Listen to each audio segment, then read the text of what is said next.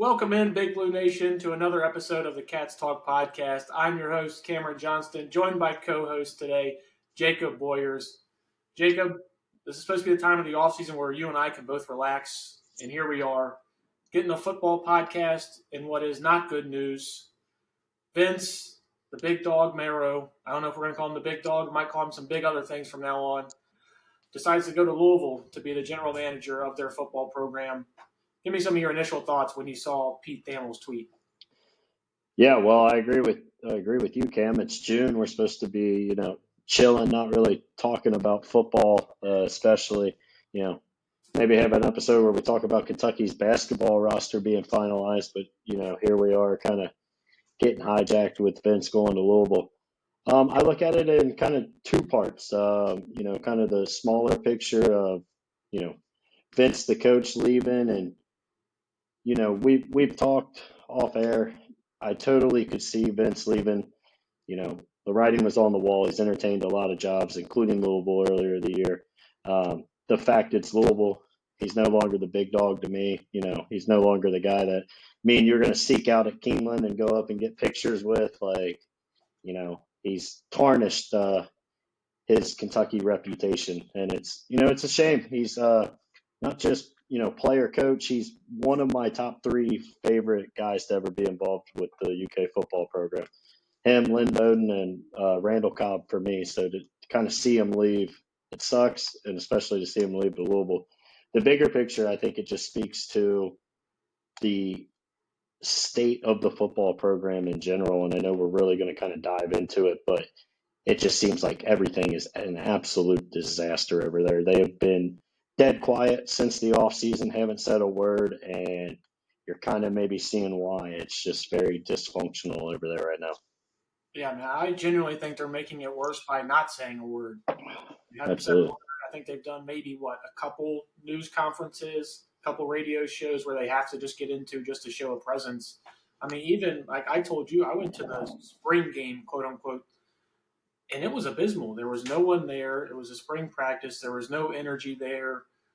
There was nothing. Like, it seemed like everybody who was there was paid to be there. It was just like employees. Everybody's clocking in and clocking out. There was no energy and excitement. And if you go to other spring games around the country, Ohio State's only 2.5 hours from Lexington, maybe 3. Look at how they do it. They sell it out. 100,000 people are there. It's a big event. Kentucky, I mean, it's just been dying and dying. Starts at the helm with Mark Stoops. It's obviously trickled down to the big dog, and you see that with why he wanted to leave. I'm just confused as to why right now. Why in the middle of June is it that he decides he wants to leave to the in-state rival? I know he's friends with Brom. I get that, and that might be a big decision and why he wanted to leave. But why didn't he do this in January when he was entertaining those thoughts then? Yeah, I mean, it definitely to me shows, something switched from January to now. Me and you, we're a fan podcast. We're not tapped into members of the staff or players and, getting to behind the scenes, but kind of everything you hear is just, it his and Stoops' relationship has really kind of, you know, grown apart over the last, few years, and then maybe even sped up to growing apart over the last 6 months. And, you say, why didn't it happen in January? Honestly, maybe it was a good thing that it happens in June, and these guys that, committed when and the portal's open and you lose more and more. But, there's obviously some very major problems going on that, Vince wasn't happy with. KSR obviously reported him being asked not to recruit Ohio, him, pretty much being told to take a step back to Eddie Gran.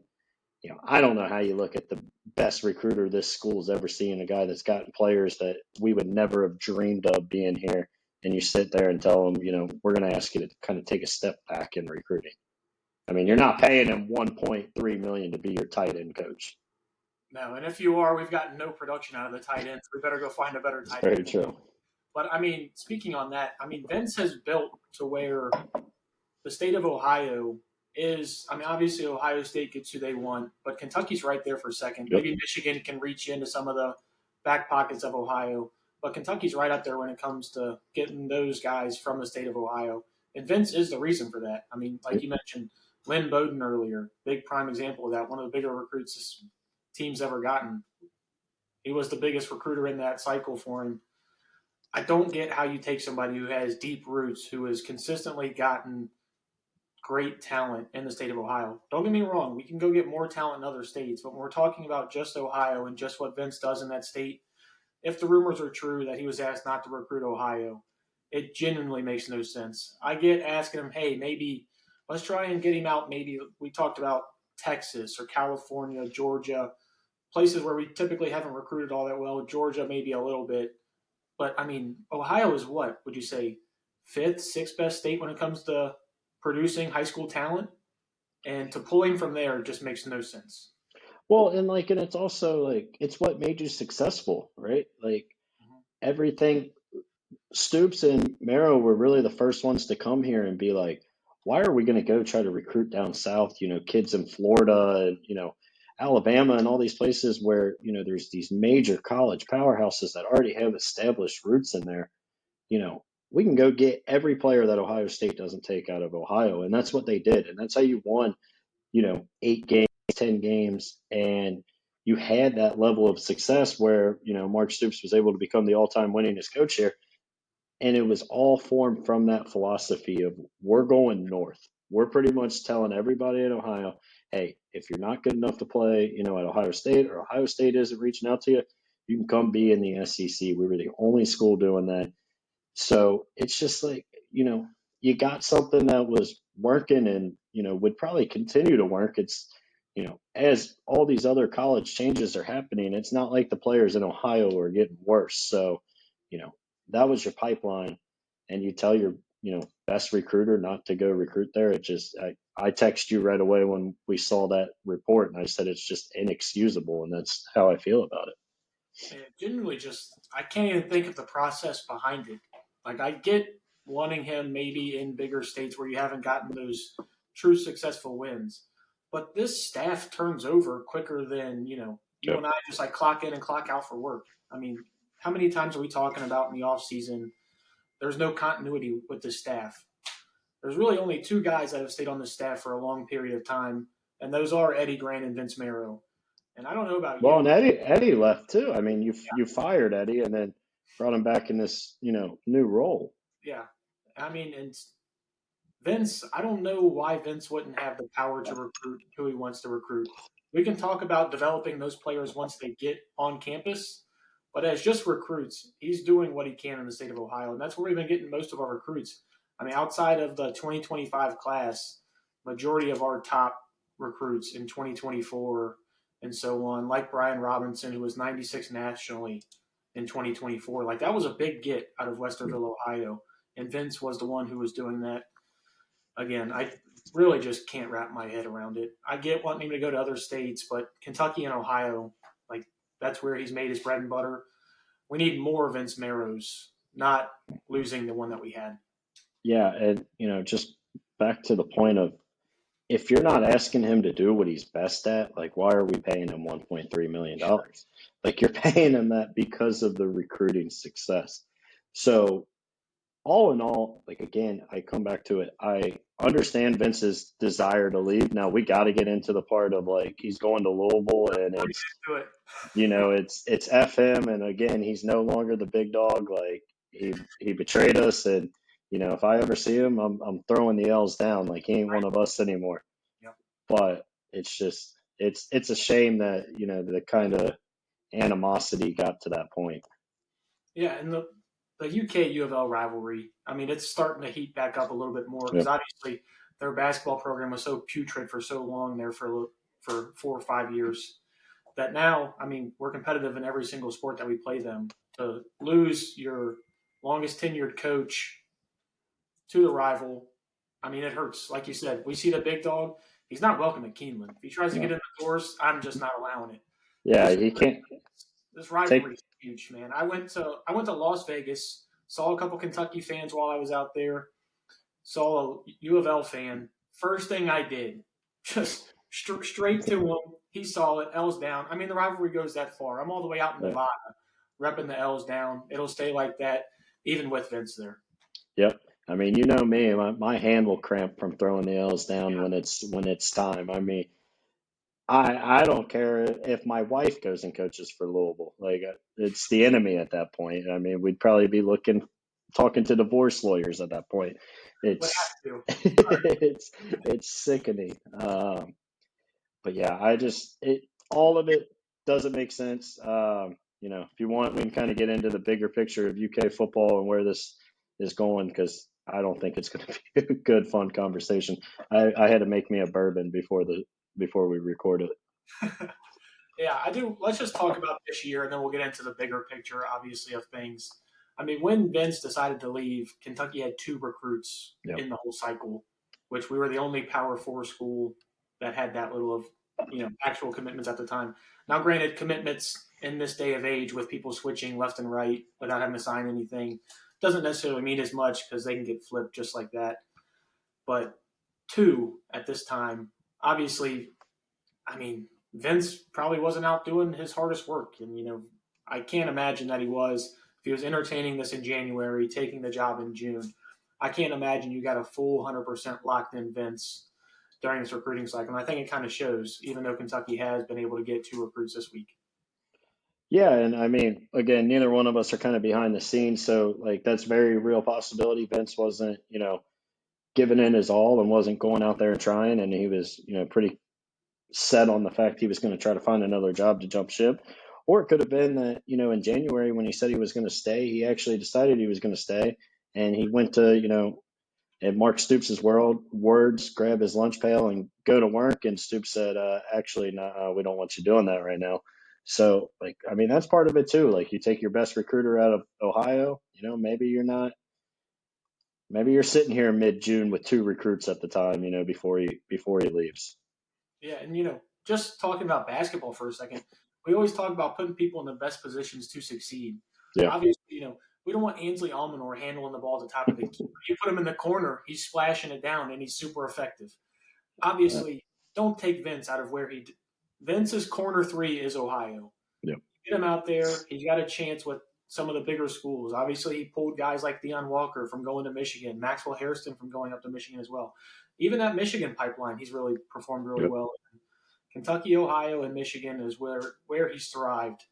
And to pull him out of Ohio, which specifically comes out with the best recruits out of that state of those three, doesn't make any sense. Especially, I mean, Eddie Grand, to go to Eddie Grand, I mean, that's just got to, I don't, he's got to be mad about that. Eddie gets fired, then gets hired on as like hey, I'm Mark Stoops' buddy kind of hire. And to lose out ground to Eddie Grand, I can't imagine that felt great to Vince. Yeah, and I will defend Eddie like slightly. Like, all the reports are, he's done a lot for UK football over the past couple of years, more so behind the scenes. He's kind of the number one, fundraiser kind of guy and really has had the, untitled role of GM. So, I don't think it's a bad thing to have Eddie Grant around this program, but if you're telling Eddie Grant you want him to specialize on trying to find talent in Ohio and Michigan over Vince Marrow, who has, again, owned those states. And I mean, like, those are Vince's people. Vince walks into a family's living room in Ohio and, like, they're bought in instantly. He knows how to talk to them. And to take it and then just hand it over to somebody else and tell Vince you want him to essentially take a step back, it's mind boggling. I mean, he's got relationships at a lot of these high schools. Absolutely. Obviously, just keep producing talent, keep producing talent. He goes back year after year, and you can show him the success stories. Hey, man, we turned Lynn Bowden from a 4-star into a productive SEC player that got drafted in the third round. I mean, you have guys that you can just keep showing and showing and showing that you've built and developed. So why take him out of that area? I'm not sure. Yes, Eddie Rand supposedly does do a lot of the fundraising. Obviously, that's not something that we really have access to be able to see any of that. But my thing is that we need more guys like Vince. If you look Yep. at you want Kentucky football to take the next step past, that 2022 where we had, 9 wins. If you want to take a step past that, you have to have like 5 Vince Marrows. Like look at Brian Hartline at Ohio State. Obviously, that's like the cream of the crop there, but they have 5 guys that are like that. And they let their guys recruit who they want to recruit and where they're Yep. at. Brian Hartline's great at getting receivers in. Look at Jeremiah Smith as a freshman doing stuff like that. We need to put guys in position where they thrive. Find guys that, can either recruit a special position or have connections like Vince did in Ohio. We've got to figure out a way to do one of the two because right now what we're doing just doesn't seem to be meshing. Well, and it's only getting harder, right? So like now's the time that like you should want a Vince Marrow to really kind of be leaning into these kids' ears and saying like, "Hey, you may make a little less here, but we're going to put you in the best position to succeed." Like I understand that's a very hard recruiting, strategy, right? And like that makes Vince's job a lot harder, and maybe he can go somewhere where football is kind of like the sole focus and have that unlimited budget, but if there's anybody that can do it, it's Vince. So, like at that point, I would think you would want to keep him as happy as possible, to keep him as locked in as possible, and have him go to work. Because I mean, with this house settlement, like it's pretty obvious Kentucky's not going to spend in football what every other SEC school spends. Like we're going to invest in basketball in a way that the rest of the SEC won't. And like you can say we should, we shouldn't, whatever. I mean, it's just reality. How much more we're going to invest, I don't know. But like, you would just think you would want the best recruiters and the best people at that, job trying to do it. And if that happened and Vince in 2 years said, "Hey, I can't do it anymore. I'm going to North Carolina. I'm going to Michigan, wherever. I can't be recruiting at a $2 million deficit every year." We would understand and shake his hand. But this just to kind of force him out almost is what it felt like. Seems absurd. Yeah, and that's why I really want to hear from Vince and from Mark, hear both of the sides and see, what actually happened. Obviously, you're going to get two sides of the story, but from the outside looking in, it does feel like they have done a lot to keep Vince because it feels like, especially over the last 3 years, every year there was a team, there was a suitor that he's potentially talking about going to. In January, it was North Carolina. Then he shot that down. Then it was Louisville. Obviously, he ends up taking the Louisville job now. But I do feel like they did do a lot, just like financially speaking, and taking care of him around the city of Lexington because he was beloved. And unfortunately, he probably still is, even though we should throw eggs and rocks at his car whenever we see him driving down to Louisville. But I want to run this by you as a question. Do you think he went to Louisville because it goes to the ACC? It's an easier chance to win. Like you said, the house settlement, where obviously we're probably going to give more money to basketball than most SEC schools would. We're already fighting an uphill battle in the SEC, trying to knock off those power programs. Do you think he's going to Louisville simply just because it's going to be an easier path? No, I think there's multiple parts to it. One, let me say, like, I probably worded that wrong by saying we forced him out. Obviously, we made him the highest paid tight end, one of the highest paid tight end coaches in the country. Paid him as much as almost any assistant out there, let alone position. So forced out probably wasn't the best wording on my part, but when you, I guess, handicap him or limit him is more so what I was looking for. Um, as far as your question, I think there's a lot that goes into it. I think whatever happened in the last couple of years between him and Stoops, and Stoops and Eddie Gran, that led to tension between Vince and Stoops. I think it just kind of all plays into a factor. And then you look at it, he's really good friends with Jeff Brom. I think that's kind of the number one indicator. Like Brom has tried to get him there day one. As good of buddies as him and Stoops were, him and Brom are very similar in that relationship status. And then you have that aspect. You have, it's June. Like how many teams are, looking for a GM at this point of of their off season? It's probably not a ton. And, maybe something really bad, a big fight happened from January to June, and, Vince reached out to Brom or Brom reached out to him, and he just decided, you know what, it's time. I don't even care about being a position coach anymore. I'm going to go there, focus on recruiting, and just do what I'm best at. Yeah, and obviously that's what he does best at. I couldn't tell you the last tight end that went over like 600 yards receiving, so I think he has definitely better as a recruiter. But I mean, just speaking for guys, we talked about a little bit off air that were just in, last year's recruiting cycle that were primarily recruited by Vince and the cycle before. Obviously, we see a lot more transfers now than previous years. But I'm at the point where I think this might just be a whole fire sale at the end of the year. I don't Yeah, think Vince's departure will change the on-field production for the season because at this point, guys can't leave. You're locked in for the year. I don't think it'll change wins and losses this year, but I do think this has a very, very big trickle-down effect for the years following, unless we can find someone who, I mean, obviously Kentucky, Mark Stoops, Eddie Grant, whoever it is that's making that call, thinks someone else can recruit Ohio better than Vince can, if that's what they were thinking.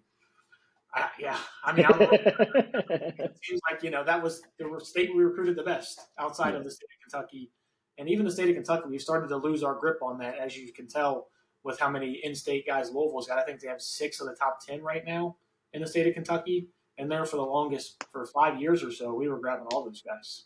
yeah. Um, I agree with you that it's going to be a fire sale at the end of the year. I almost agree, you know, on a different level. Like if the year goes as poorly as I think it's going to go, and I fear it's going to go, like I I see Stoops leaving at the end of the year, whether he's fired, I don't know, but I see him just being like, I'm not coming back to go win, 3, 4 games again. Vince is gone. It's just time to walk away. But I think the roster, the coaching staff, everything we have right now, it's not going to look anything like it in 26. No, I can't see a world where the coaching staff looks the same, Yeah, where the roster looks the same. I mean, we had so many guys transfer out this year and brought in a big portal class as well.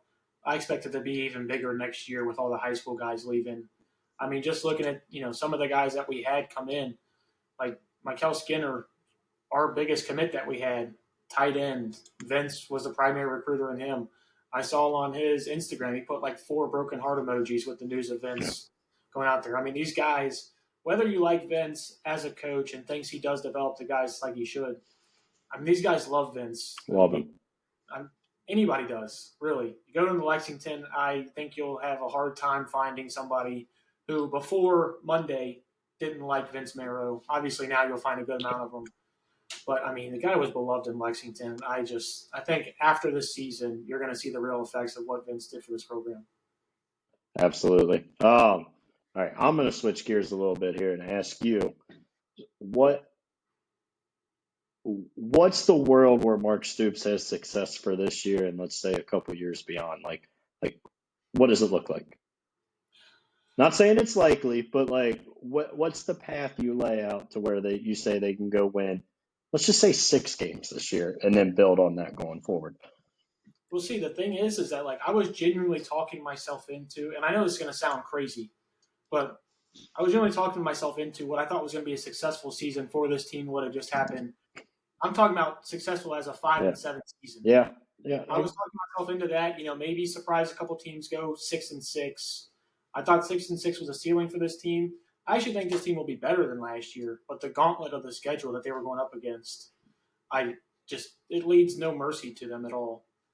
I I don't know. I mean, Vince is as close to the program as it gets. He's obviously in there every day, and if he's willing to leave this team in June, I don't think that speaks to what he thought this team was going to be. Because I guarantee you that Louisville job would have been there for him next year in Yeah. January. You mentioned the tight relationship he has with Jeff Brom. He would have found a spot for Vince at any time. So I think Vince is trying to save his tail a little bit here and not go back to back 4-8, maybe even a worse season this year. But to get to your question, like I said, I think success this year is 5-7. And to most fans, obviously they're not going to look at that as success. I mean, I won't either, but I don't see where Mark Stoops. I think best case scenario for him, he has 2 more years left at Kentucky. Well, let me rephrase it. Like what do they have to do this year to have a successful season? Like what do you think the recipe is, if any, for them to find a way to 5, 5, 6 wins? I think Zach Calzada just has to be. I mean, 7th-year guy come in here, has played a lot of football. Auburn, Texas A&M, Incarnate Word. Hopefully, obviously this is going to be pushing the envelope a little bit. We did see Incarnate Word, Cam Ward go to Miami. I don't want Future to number one gas him. pick, Zach Calzada. He might be like 29 years old by the time he's going in there, maybe a little Brandon Whedon situation. But he's got to be terrific. He's got to be able to find guys like Kendrick Law. I mean, those guys have got to overperform. And the offensive line that you paid so much money for that got Eric Wolford an extension, which I know you don't want to talk about, Jacob, because that was just we're going to get it. I had that on the list of things we need to talk how about. you get them an extension at this point in the offseason after the year we just had. I mean, for crying out loud, we had Brock Vandagriff retire from football. You had O-linemen buying hot dogs at halftime of games. I was at that and game. You gave that guy $100,000 more. It doesn't make any sense. You gave him $100,000 more and an extension, another year on that contract. But that unit has to be great. I really think this offense has got to drain the clock. I think the defense you'll see a little bit less mistakes, but you won't have that top-end talent like you did last year with Deion and Max Hairston. That's where you've got to win games like the old Mark Stoops teams did with Benny Snell and then Josh Allen coming off the corner. You've got to milk clocks, and then you've got to just play strategic football. Back to the old Mark Stoops way of not taking too many chances, not putting the ball in harm's way, run the football, play good defense, win games the ugly way, 17-14, 24-20. That's the only way they have success this year, I think. And even then, I think that success might be 5-7. It's so funny because we haven't talked about this off air, but like you took the words right out of my mouth. Like this whole style we begged, and Tom Tyler, nice to see you just hopping in here randomly at 27 minutes. But no, like I agree completely. We got to have Stoops almost go back to the style of play that we begged him to switch from. And with that style, like, yeah, you're probably not gonna, go compete for an SEC championship. But let's just be real, like these teams never are. Like your hope is when you play kind of that stall ball, you run the football. The offensive line's got to be better than what it was last year. I don't know if it will. I mean, again, you had your quarterback retire last year because he got hit so many times. You had offensive linemen buying hot dogs mid-game. So I'm not saying it's going to be better, but it's going to have to be if there's a, path for success. And, with this new SEC and, the rev sharing and everything that's kind of pinned against Kentucky football, like, if Mark Stoops could stay here another 3 to 5 years and, average 7 wins a year, I'm not going to be upset about that. But, you're not going to be able to kind of – I mean, we got to have a real conversation here, Cam. But my thing is with that is if we're doing that, because most people just look at this as a 1-year slide. This is a 3-year slide, in my opinion. I think the 2 years prior to this should have been a lot better as well. And I think those were both bad years, and this one. I think this is a 3-year slide that's going to go on to 4. At that point, I get what you're saying, but I can't.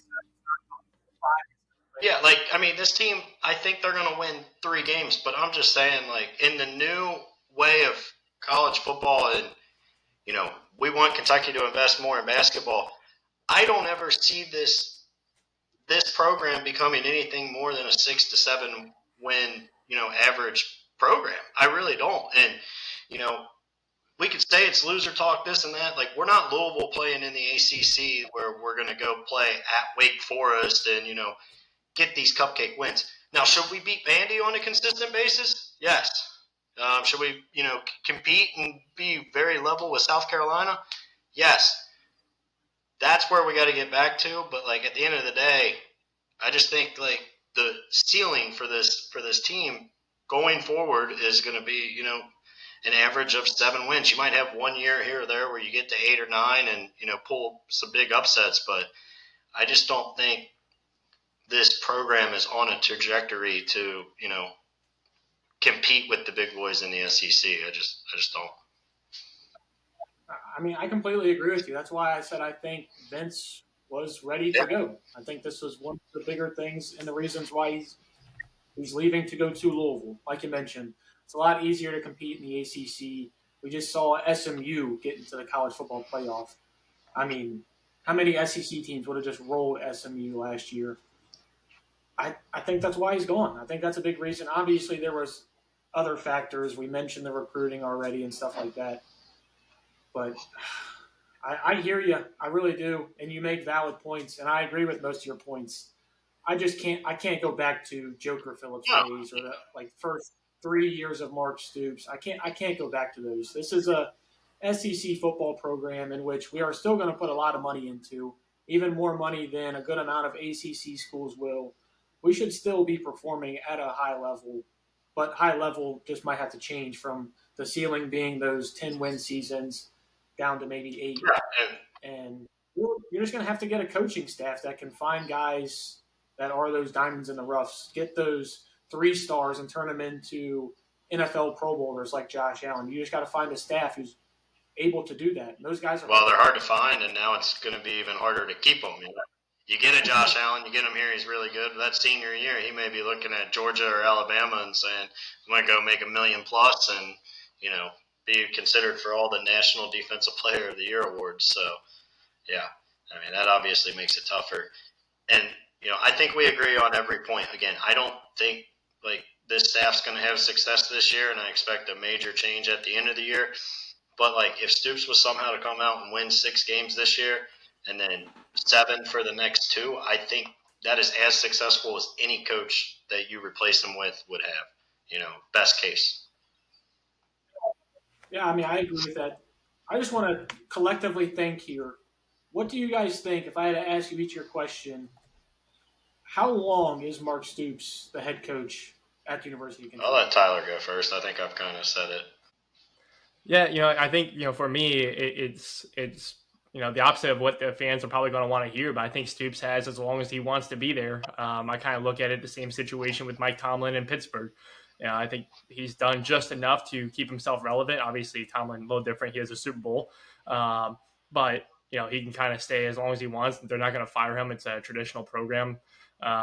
I think with Stoops here at the Kentucky with the Wildcats, it just seems like he's locked into a contract. Kentucky can't buy him out, and trying to find someone that can replace him at a lower rate is going to be impossible. So I think Stoops is there to stay as long as he wants, and he'll either have to decide to retire or step away himself. All right. Well, thanks for dancing around. I'll give you an answer here, Ken. I think it's this year. I think. Kind of to Tom's point, there's, a really good chance at the end of the year, Stoops just looks at himself in the mirror and says, do I want to keep doing this? I mean, if you listen to him in any press conference anymore, it's not the same guy you heard 4 or 5, even, 3 years ago. His whole demeanor's changed. So I think personally he's just going to want to step away. But let me make a counterpoint to Tom. If this team goes and wins 3 games next year, he will be fired if he doesn't step away. They got the money to buy him out. And everybody talks about, how good of a relationship he has with the donors. Those people had a better relationship with Vince. And now Vince isn't there. And the money's there. They were going to find the money to buy out Calipari at $57 million. They, before him and Barnhart did the hand-in-hand press conference sitting there, the donors told him, we got the money, we'll make it happen. So the money will be there for Stoops if it gets bad enough, and I think there's a real world it does. But I also just think there's an extremely good chance, regardless of what happens this year, Stoops just says, I'm done. All right, Tyler, would you like to give me a season total on how long you think Mark Stoops is going to be at the head tenure? For the season, you mean is he going to last a whole year or not? Oh, the number. My bad. No, he's obviously here for the whole year. How many seasons do you think he's going to be at the University of Kentucky? Well, how many more years does he have on his contract? A lot. A lot? I don't know. Yeah. 5 or 6, 7. Yeah. I'm going to give him 5. Oh, my God. Can DraftKings put that up, please? Yeah, I'm taking the under. There's no chance. This guy's been hinting at retirement for almost 2 years now, and that was even when the team was going well and they were looking good. I'm with Jacob here. I think, honestly, if you were Vegas, you'd probably put the line at 1.5 seasons. Is probably where the line would be at. I'd take the under. Especially, if this team is bad, even if they don't fire him, I don't think he's going to want to come back to this because he's going to have a whole new staff. He's going to have to restart and he's restarting, like we mentioned, without Vince. At least this cycle, he had Vince to help him with, and everybody would be fired. Even if he was the one to stay, I don't think he survives it through that. I think for him to come back, he has to get, I think, minimum 6 wins, and that's where you can start talking about Mark Stoops. Yeah, I mean, just imagine he goes and wins 4 or 5 games, right? And it's in a situation where you're not really ready to fire him yet, but just think about what, like, leading up to next year would be. Like, you think this year the fan base is, like, making this relationship toxic? It'll be at a whole nother level if we do another year of, 4-win football and then getting told, we got to motivate Mark Stoops coming back and, this and that. Like, it'll be bad. Like, if he wants to continue to do this here, he's going to have to go out, and I agree with you, Cam, find a way to 6 wins. And I mean, that's extremely tough looking at this schedule coming up. But, who knows? Maybe, like I said, maybe they'll get back to old Mark Stoops football, and he'll find a way to pull a couple upsets and, bleed the clock in some games that they shouldn't win. I think they have to. That's the only recipe I think that they have. Unless you have like a hidden gem in Bush Hamden who just needed a year to develop, and now he's just a master scheme guy. He's got all those badges in the college football dynasty mode. He's just got all of them, and he's just unlocking. He's unlocking all these things. I don't know, man. I want to be positive about this team. I really started talking myself into being positive about this team, and then you get news that a guy who is the longest tenured guy outside of Mark Stoops is leaving to go to the rival. It's hard to be positive when you're getting news like that. So I'm not going to feed you guys any lines you don't want to hear because it's not sunshine and rainbow. No, I agree. I've been extremely negative, obviously, before the Vince news, and then that just tells me there's a lot more going on behind the scenes that we're not even aware of. Again, they haven't made a peep all offseason other than giving Eric Woodford a $100,000 raise. Like, just think about years past. Like, even when the team wasn't like very good, we were still hearing from these guys, and Vince was going on radio and saying like, we got some dogs, we got some, bad. He did it to us at Keeneland. We went up to him and you said, Vince, tell me about the team, and all we heard was, we got some bad, and he went to cuss and he stopped himself and said, we just got some bad boys. That's all I'm going to say.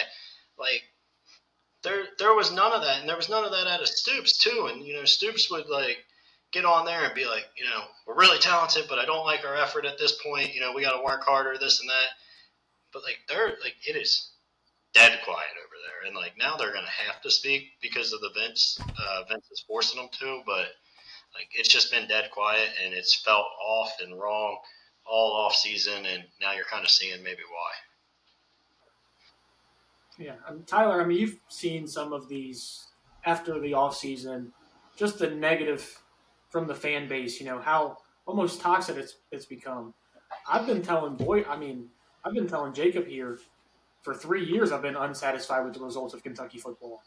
That Will Levis senior season coming back, only winning 7 games, doing the exact same thing the next year. I feel like I had been the negative one for 3 years, and now I have to be the one that's positive for this team. So, Tyler, just looking at the offseason in a whole, and now with this Vince news over top, as a fan, just like, what are you thinking going into the offseason? Try and paint a positive picture for me on the 2025. Look, here's the positives, right? So we've just hit we've hit the ultimate reset button this offseason. We've gotten a lot of new faces. We've gotten a lot of a bad culture in a lot of places. So, there's opportunity there to grow. Anytime you bring in a lot of new people, a lot of new faces, you can really rebuild it from scratch. And this team has nowhere really to go but up. So, we'll see what comes out of here this season. There are a lot of positives to look at. It's just looking really dim. You see schools like North Carolina who get Bill Belichick, and there's a lot of hype around that. Whether you like the move or not, there's just a lot of hype around that. You see the Buckeyes who just came off the national championship. Of course, they're getting hype right now. You see other teams are just normally in the news, which is fine, but we're kind of an underdog right now, and no one's looking at us as a championship caliber team. If we go out there and we win 5, 6, 7 games, that's a positive for us. So that gets us started, and maybe that's momentum going into years 2, 3, and 4 for Mark Stoops. I can't imagine. I had to throw that in there because I know you guys are thinking that I'm crazy, but I think that's a possibility. I can't imagine it. I will say, trying to paint a positive light on this, if there's ever been a time in college football to rebuild overnight over a season, it's now with a transfer portal. We did have a very good transfer portal. This offensive line, I mean, we have all SEC guys, all conference guys coming. We have guys who have proven themselves. A good amount of them have to step up in competition. Obviously, Alex Wolschlager from Bowling Green, he's going to have to step up in competition. Jaias Pete from New Mexico, he's going to have to step up in competition as well. That's the best picture I can paint for you guys, is that the transfer portal looked good. Hopefully, guys from the 2024 recruiting class that we're going to get into just a little bit, guys like Brian Robinson, the Smith twins, Ryan Nichols, who we saw good stuff from last year. Same thing with Cam Dooley. You just have to start getting production from those guys. They have to have developed, because not a lot of those guys have left. A lot of those guys have stayed. You have to see the development. Yeah, well, you guys gave the slight positive. I'm going to take it back to the, real world. Oh, I'm trying to end on a positive. I mean, leave it the boys. You Just won screw it up. one home SEC football game in the last 2 years. You have lost to Vandy 3 out of the last 4 seasons. Vanderbilt, the team that was consistently the doormat of the SEC that everybody stepped on. Even when we were going and winning 2-3 games, we were beating Vandy. Tyler mentioned, culture and how it's a whole new team and this and that. But you know what? You still got the head guy there that oversaw it all. Yeah. You still got the offensive line guy, coach that had players, again, going and buying hot dogs and having zero discipline. And, you hear all the reports of these guys not coming to practice or showing up late to practice.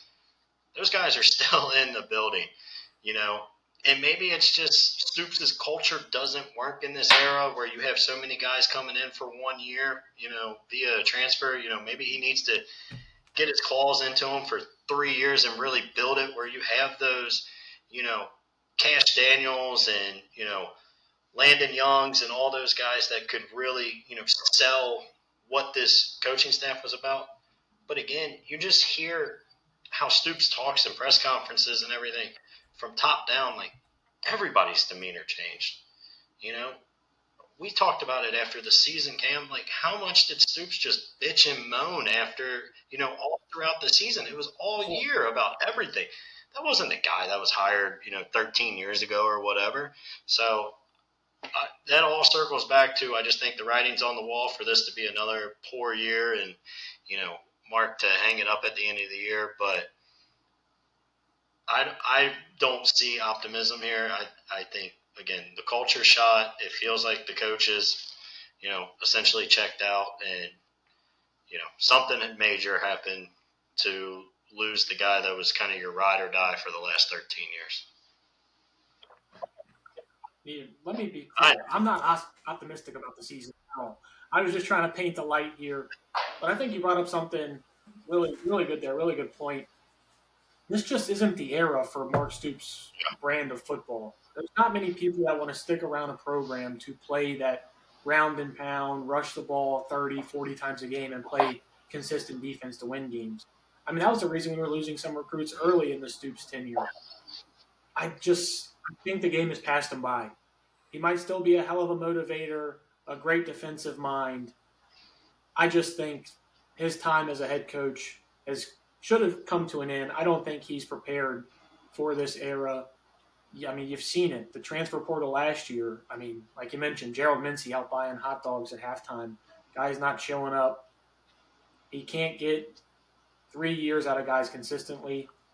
I just think it's time for Mark Stoops to hang it up, and that's why I predicted this is going to be the last year for him. I think he realizes that as well. And you mentioned the amount of complaining and bitching that he does in press conferences. Anytime he does actually do any media, It's almost like Cal there, where he was just avoiding the media for the entire time. And when he was there, he was just complaining and saying, "Oh, I need more money. I need more funds. I need this." Hey, listen, man, this is the SEC. We're giving you still a good amount of money. How about you take some of that $11 million salary and spread it across those 4 wins and give us some extra money back? Like, I don't understand the amount of complaining that he's done. We need a rebate option on that head coaching salary. The similarities between Stoops and Cal are staggering. I mean, they're very different personality guys, but if you just look at the last, few years of Cal and what we're getting with these, what I believe will be the last few years of Stoops, like, it's identical. You mentioned the press conference, going after the media, not wanting to talk to media, hiring your buddies on the staff, whether they kind of deserve to be there or not because you like Bruiser Flynn or you like Eric Woodford, you got that, Eddie Grand becomes his right-hand man and you push out maybe, the best assistant in that program. I mean, there's so many, similarities, and you can kind of see the paths are going the exact same direction. And, again, I think Stoops hangs it up at the end of this year. Who knows? Maybe even goes and tries to, coach somewhere else after this, but we'll see. Yeah, I don't see him going anywhere else. I think he's either sticking around and trying to, fix the program that he built with quotes, or he's just hanging it up. He's got his own little bourbon business that he's probably put more time into than the football program that he has. But I want to hear from you guys. We'll end on this. Best and worst case scenario record for the 2025 Kentucky football team. Tyler, I'll start with you. Give me your best and worst case scenario for this team. It's tough. It's going to be a wide margin, I think. I think the best case scenario you're looking at, I mean, you could steal some wins. I don't think it's going to happen. I think you could steal some wins and get to 6 or 7 wins. Worst case scenario, you're worse than last year. We're just not taking off. The players are not. The culture doesn't fit. It's the same culture we've had the last few years, and we've lost so much talent that we just can't keep up with anybody else, and we win 2 or 3 games. So I think that's the margin. I think it sucks to say, but we're either going to be one of the worst, or we're going to be maybe just above the middle of the pack. I think the best case for this team, unfortunately, is 6 wins, and that's everything goes perfect. Zach Calzada is really good. Every game he plays like he played against Alabama that one time. 8 years ago, however long it was. Perfect. And again, if they find a way to win 6 games, I will give Mark Stoops a lot of credit, because I think with this schedule, that's an accomplishment for everything that you've seen. Worst case, I'm going to say 2 games, and I'm not going to say that's as great. If you ask me today to take my money and bet what's more likely, 2 wins or 6 wins, I'm probably taking the 2 wins because there's only 2 teams on this schedule you're guaranteed to beat, and that's Eastern Michigan and Tennessee Tech. You opened as what, a 9.5 point favorite, Toledo was one of the best teams in the MAC last year. Kentucky was one of the worst in the SEC. Those teams, usually there's not a very big gap right there between the worst SEC and best MAC school. It's not as big of a gap as people would think. So, I hope we're not. I hope we're not getting together, Cam, for that first UK football game and watching us, lose to Toledo. But it's definitely on the table. In fairness to that point, we beat the brakes off of Ohio University, my alma mater, last year, and Ohio University won the MAC last year. So, there is it could very well go the opposite way too. We could shellac them too, but yeah, I was actually gonna bring up what Tyler said.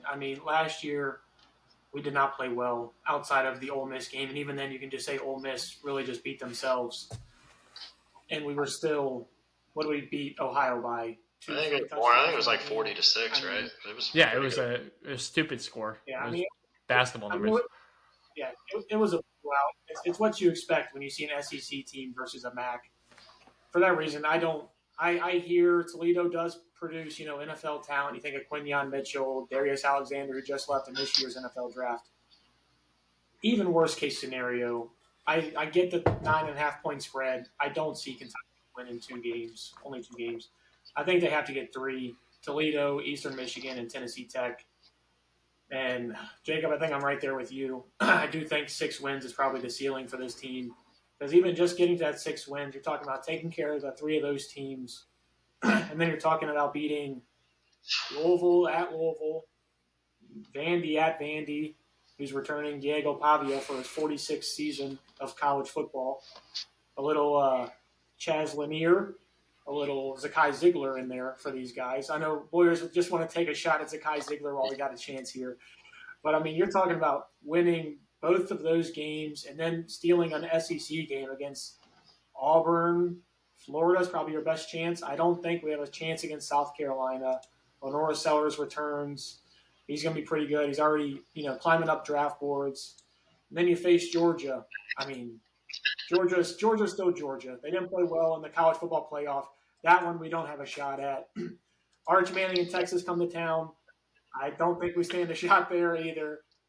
Versus Tennessee. I mean, Tennessee's got some question marks, but we're not beating Tennessee. Tennessee's got our number in football. I think we all can acknowledge that. Auburn, we had them at our place last year. Auburn was not good last year, and they still beat us. I think Auburn will win that game. Yeah, now we go there. Florida beat the brakes off of us last year, and now they're returning. Flagway is only going to be better. And the freshman that they had that scored 5 touchdowns on the ground against us, he's back as well. I'm more talking myself into the best possible situation for us is 5 wins, and that's think about that. Like, just to have a chance to get to 6 wins, you got to beat Vandy, who you again have lost 3 of the last 4 against, and to your point, they they didn't like kill you scoreboard wise, but you were never really felt like in that game. And then you got to beat Louisville, who did destroy you on the scoreboard last year. And again, and that's like to win those 2 to get to 5 wins. Like you gotta. Yeah. Kentucky's going to be an underdog in 9 of their 12 games this year. So just to get the 4 wins, you're going to have to pull an upset somewhere, probably. Who knows? Maybe there's some injuries and stuff happens, and you're favored against Vandy towards the end of the year. But for the vast majority of the schedule, you're going to be an underdog. To win 5 games, you're going to have to pull 1 or 2 upsets. Like it's not a pretty picture being painted. Yeah, if I had to put the Vegas line at a half win. Over under SEC wins this year. SEC? For the Cats. Yeah. SEC wins. I would probably bet the over. I feel like you probably find a way to go get 1. Nobody obviously thought you'd beat Ole Miss, but to your point, they kind of beat themselves. But it's college football. Weird stuff happens.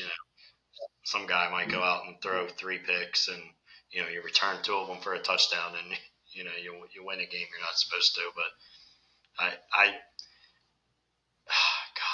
it sounds crazy to be contemplating whether they're going to win 1 SEC game or not.